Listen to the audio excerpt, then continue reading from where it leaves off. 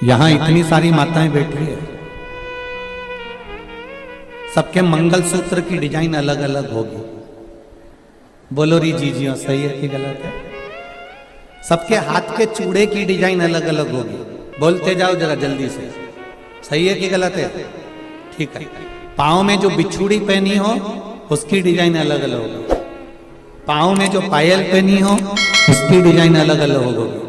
सिर पे जो चूनर पहनी हो उसकी डिजाइन अलग अलग होगी। 16 श्रृंगार जो तुमने अपने तन पर, अपने शरीर पर, सुहाग की जितनी वस्तुएं धारण करी है, चाहे बिंदी लगाई हो, नथनी पहनी हो, कुंडल पहना हो, मंगलसूत्र पहना हो, सबकी डिजाइन अलग अलग होती है। केवल 16 श्रृंगार में से एक श्रृंगार ऐसा है जिसकी डिजाइन नहीं बदली है, वो है मांग का सिंदूर, कुमकुम एक जैसा होता है।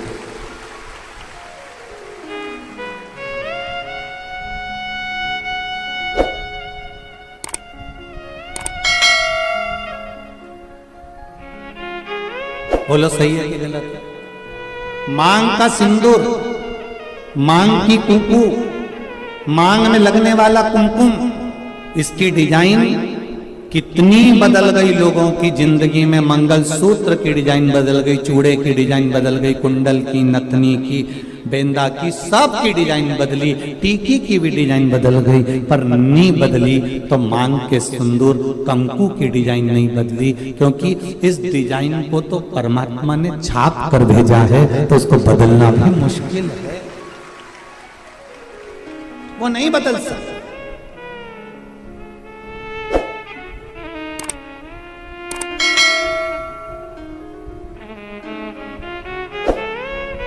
मंगलसूत्र के दाने एक बार निकल जाएंगे ना, चलेगा। नाक की नथनी एक बार निकल जाएगी ना, चलेगी। बिछुड़ी जल्दीबाजी में कहीं निकल जाएगी ना, चलेगी। बिंदी कहीं निकल जाएगी ना, चलेगी। हाथ का चुड़ला कहीं निकल कर रखा गया ना, चलेगा। पर मांग का सिंदूर कभी भी मांग से नहीं निकलना चाहिए। ये शिव महापुराण की कथा। अब 16 श्रृंगार में से एक श्रृंगार ऐसा है मांग का सिंदूर जिसमें कोई भेद नहीं है। करोड़पति माता भी अपने सिर में लगाती है और एक सब्जी बेचने वाली भी अपने सिर में लगाती है। वो सिंदूर ने समानता बनाकर रखी। एक ब्राह्मण की घर की माता भी सिर पर लगा रही है, तो एक वैश्य के घर की माता भी सिर पर लगा रही है। एक क्षत्रिय के घर की माता भी सिर पर लगा रही है, तो एक शूद्र के घर की माता भी अपने सिर पर लगा रही है। सारा श्रृंगार पैसे के बल पर ऊंचा नीचा हो सकता है, मंगलसूत्र पैसे के बल पर ऊंचा नीचा हो सकता है, हाथ के चूड़े पैसे के बल पर ऊंचे नीचे हो सकते हैं, पांव की पायल पैसे के बल पर ऊंचा नीचा हो सकता है। केवल मांग का सिंदूर, कुमकुम, ये पैसे के बल पर ऊंचा नीचा नहीं होता। ये गरीब और अमीर सबकी समता बता देता है कि यहाँ सब बराबर हैं। मांग के सिंदूर के आगे, कुमकुम के आगे सब बराबर है। कितनी बड़ी बात रामचरितमानस में आती है। थोड़ा ध्यान लगाकर सुनना मेरे धान के कटोरे वालों सब। छत्तीसगढ़ वासी सबले बढ़िया, जम के बोलो जरा, सबले बढ़िया छत्तीसगढ़िया।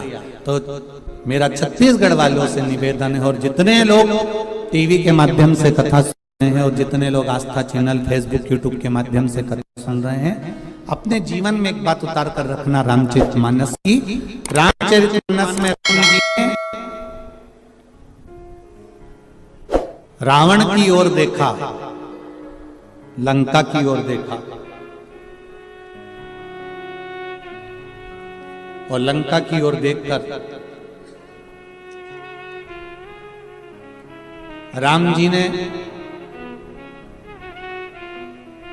हनुमान जी को समझौता करने के लिए भेजा। जाओ हनुमान, जरा समझौता करना है रावण से। इतने में जामवंत अंगद और जितने बानर थे वो बोलते हैं प्रभु काय को समझौते की बात करते हो, मिटा देते हैं उस रावण को। देरी नहीं लगेगी, चुटकी भर में उस रावण को मिटा देंगे।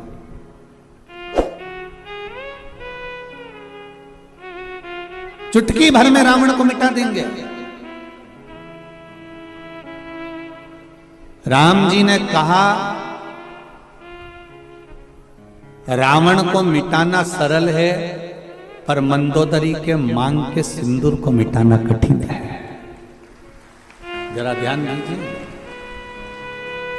रावण को मिटाना सरल है, पर जो ये मंदोदरी ने मांग में सिंदूर धारण कर कर रखा है, जो मंदोदरी अपनी मांग में सिंदूर धारण कर कर रखी है, जो मंदोदरी अपनी मांग में कुंकुम धारण कर कर रखी है, जो मंदोदरी अपनी मांग में कुमकुम रखी हुई है, इसका सौभाग्य इसके सामने है। और इसका जो भजन है, इसका जो आनंद है, इसका जो स्मरण है, वो इतना प्रबल है कि उसको मिटाना कठिन है।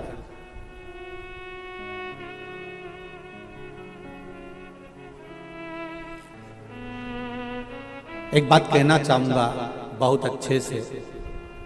आदरणीय गृह मंत्री जी हमारे यहाँ कथा में श्री ताम्रध्वज साहू जी यहाँ बैठे हुए हैं। आप तो आज आए हैं, पर आपके घर से जो बाईसा हैं, आपकी जो धर्मपत्नी है, हमारे लिए तो माता के तुल्य हैं। हमने देखा कल भी परसों भी 2 दिन से हम लगातार देख रहे हैं, कहीं के दूसरे मंत्री की अगर पत्नी होती ना तो 3 घंटा कथा में नहीं बैठती, पर हमने ये चीज देखी है कि वो 5 दिन की कथा में 2-3 दिन लगातार कथा का रस तत्व ग्रहण कर रहे हैं। हम कहना चाहेंगे संपूर्ण विश्व के सनातनियों को एक बात बताना चाहेंगे कि पति जब घर से बाहर निकलता है, पति जब अपना घर छोड़कर किसी मार्ग की ओर आगे बढ़ता है, तो उसके साथ में धर्म पत्नी भले साथ नहीं रहती हो, पर उसके मांग में जो सिंदूर रहता है ना, उसकी चमक पति के साथ हर पल रहती है। ये निश्चित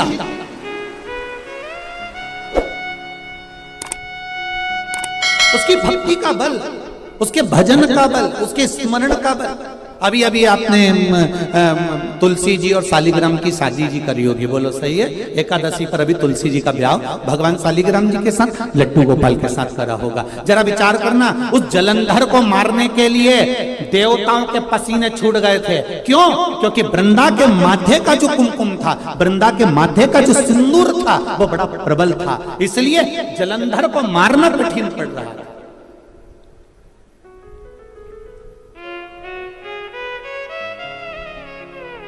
फिर करा क्या गया कि इसके सात्वित्व को डिगाया जाए,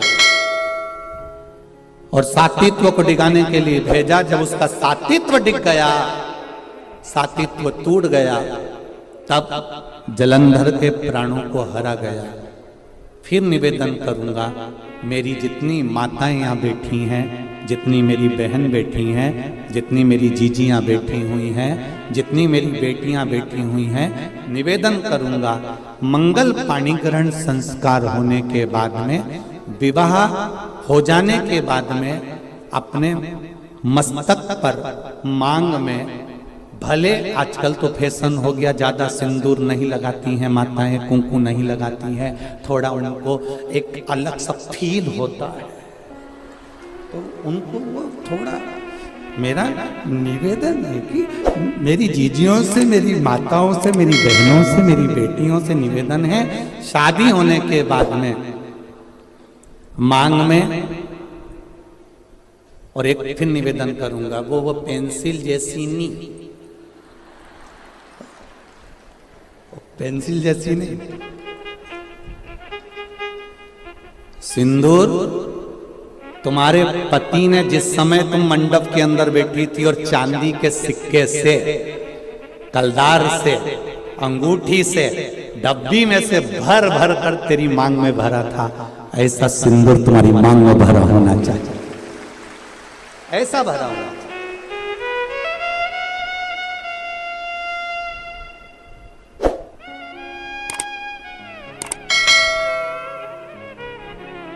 आपके माथे के सिंदूर, आपके मस्तक की कुंकू पर जो कुंकू आपने लगाया है, जो मस्तक पर सिंदूर लगाया है, वो बड़ा, हम सिंदूर और कुंकू का इसलिए बोल रहे हैं, टीकी का इसलिए नहीं बोल रहे हैं क्योंकि टीकी तो आज के जमाने में तुम ढूंढते रह जाओगे। एक छोटी सी पंखड़ी को भी काटते काटते, जैसे माथा की जूनी रहे, वो को निकालो, फिर देखो, बस ऐसी इतनी छोटी सी टीकी माताएं लगाती है, इतनी छोटी सी बिंदी लगाती है कि पूरे माथा पे ढूंढते रह जाओगे कि है कि नहीं है। पहचान करना भारी पड़ जाता है। निवेदन है, बिंदी तुम लगा रहे हो, कितनी बड़ी लगा रहे हो हमें उससे मतलब नहीं है, पर मांग में थोड़ा सा सिंदूर, थोड़ी सी कुंकू, थोड़ी सी डोली, जो भी आप लगाते हो वो थोड़ा सा इस मांग में होना चाहिए। अब